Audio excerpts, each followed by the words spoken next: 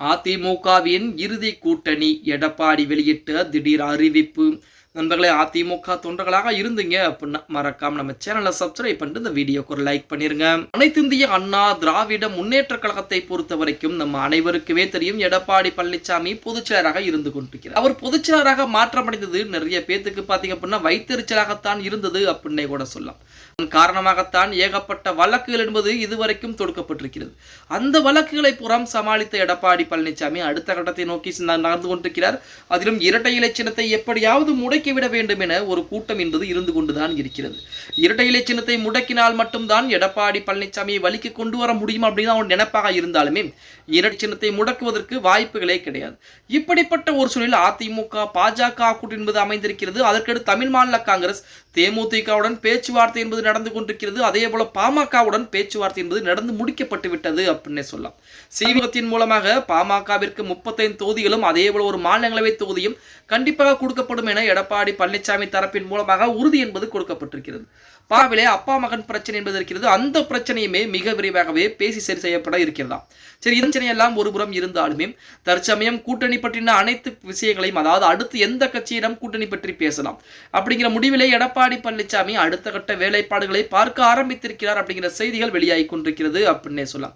இப்ப திமுகவை பொறுத்த வரைக்கும் இன்னும் எந்த ஒரு கட்சிக்குமே கூட்டணியில வந்திருக்கக்கூடிய கட்சிகளுக்கு தொகுதியீடு என்பது எந்த ஒரு கட்சிக்குமே பிரிக்கல. இப்ப காங்கிரஸ் கடந்த முறை போட்டியிட்ட தொகுதிகளை விட 1 மடங்கு தொகுதியில் அதிகமாக கேட்கிறாங்க. 50 தொகுதிகள் வரைக்குமே காங்கிரஸ் கட்சி எதிர்பார்த்து கொண்டிருக்கிறது. விசிஐ பொறுத்த வரைக்கும் கடந்த முறை 10 தொகுதிகளிலே போட்டியிட்டால் இந்த முறை 15 20 தொகுதிகளை எதிர்பார்க்கிறாங்க. இப்படி ஒரு கட்சிகளுமே அதிகப்படியான தொகுதிகளை எதிர்பார்ப்பது திமுகவிற்கு மிகப்பெரிய ஒரு பிரச்சனையாக இருக்கிறது. அதனாக அந்த கட்சிகளுக்கு தொகுதிகளை ஒதுக்க முடியாவிட்டால் கண்டிப்பாக அந்த கட்சிகள் அந்த கூட்டணியிலிருந்து வெளியேறி மாற்று கட்சிகள் செல்வதற்கு அதிகப்படியான வாய்ப்புகள் என்பது இருக்கிறது. அந்த கட்சிகளைத்தான் எதிர்நோக்கி எடப்பாடி பழனிசாமி அடுத்த கட்ட வேலைப்பாடுகளை ஆரம்பித்திருக்கிறாராம். அதிமுகவிலே ஒரு 4 பேர் கொண்ட குழுவை எடப்பாடி பழனிசாமி அறிவித்திருக்கிறார்.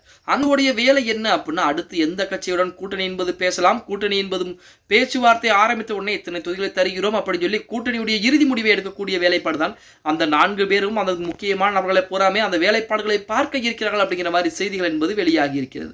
ஒரு கட்சி உள்ளே வருகிறது, தேமுதிக உள்ளே வருகிறால் தேமுதிகவிற்கு 10 தொகுதிகள் என முன்கூட்டியே முடிவு செய்து வைத்திருப்பார்கள். அந்த 10 தொகுதிகளுக்குள் கண்டிப்பாக அவர்களுக்கு ஒதுக்கப்படும் அப்படிங்கிற எந்த விதமான மாற்று கருத்தும் கிடையாது. தேமுதிகவை நீங்க என்ன எழுதி வச்சுங்க, 2026 ஜனவரி மாதம் கடலூரிலே நடக்கக்கூடிய அந்த மாநாட்டிலேயே கூட்டணி பற்றின அறிவிப்பை கொடுப்பேன் அப்படின்னு சொல்லியிருக்காங்க. ஆனா 2026ஆம் ஆண்டு அந்த கடலூர் மாநாட்டிலே அதிமுக கூட்டணிக்குள் தான் தேமுதிக வரும் அப்படிங்கிற எந்த விதமான மாற்று கருத்தும் கிடையாது அப்படின்னே கூட சொல்லலாம். பொறுத்து பார்க்கலாம். அதிமுக 2026 சட்டமன்ற தேர்தலை பொறுத்த வரைக்கும் மிகப்பெரிய வெற்றி வாய்ப்பை பதிவு செய்தாக வேண்டும் அப்படிங்கிற கட்டாயத்திலே இருக்கிறது அப்படின்னே கூட சொல்லலாம்.